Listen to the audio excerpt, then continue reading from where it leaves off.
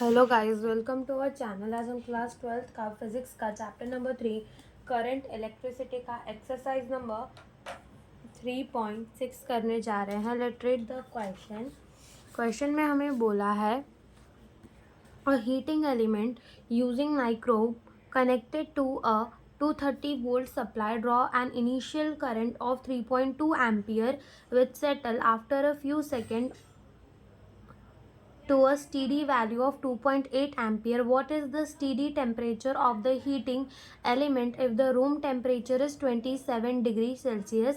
Temperature coefficient of the resistance of the nichrome average over the temperature range involved is 1.70 into 10 की power -4 degree Celsius inverse.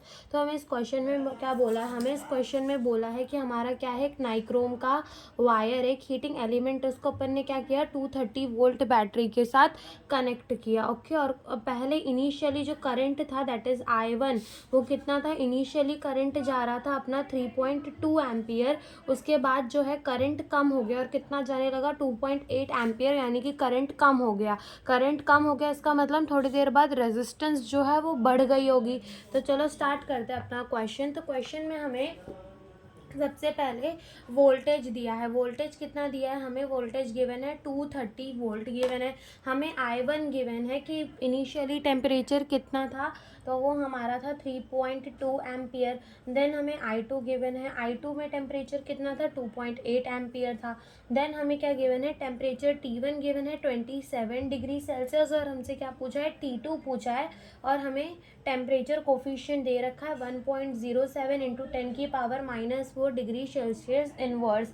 Now हम यहाँ से resistance निकाल सकते हैं R1 and R2। देखो हम जानते हैं कि V is equals to IR होता है, so R is equals to क्या हो जाएगा? V बाय I हो जाएगा। तो V बाय I1 करके अपन R1 निकाल लेंगे। V कितना है? 230, और I1 कितना है? 3.2 है। तो यहाँ से अपना जो R1 है वो कितना आ जाएगा? 1.87 ओम आ जाएगा। ठीक है, यहाँ से अपन R2 भी निकाल सकते हैं। R2 कैसे निकालेंगे? V अपॉन में I2 करके। V कितना है? 230। I2 कितना है अपना?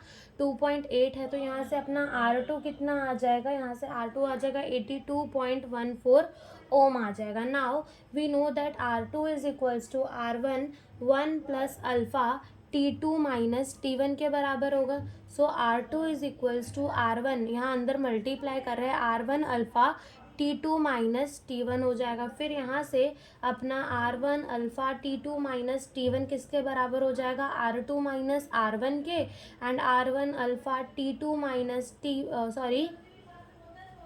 यहाँ पर अपना T2 माइनस T1 किसके बराबर हो जाएगा? R2 माइनस R1 अपॉन में R1 अल्फा के बराबर हो जाएगा। तो पहले हम अपना T2 माइनस T1 फाइंड कर लेते हैं। तो देखो क्वेश्चन में हमें क्या दिया है, हमारा क्या फाइंड करना है अपन को? यहाँ से T2 माइनस T1 जो है वो किसके बराबर है? T2 माइनस T1 हमारा जो है वो बराबर है R2 माइनस R1 के अपॉन में R1 अल्फा के। तो R2 हमने कितना निकाला था? 82.14 माइनस R1 कितना है? 71.87 अपॉन में R1 है 71.87, और अल्फा हमें कितना गिवन है? 1.70 इंटू 10 की पावर -4। जब अपन R2 माइनस R1 करेंगे तो जो हमारा आंसर है वो आएगा 10.27 डिवाइड बाय, इन सबको मल्टीप्लाई करने के बाद 122.179 इंटू 10 की पावर, ये ऊपर जाकर प्लस में चला जाएगा। तो T2 माइनस T1 जो है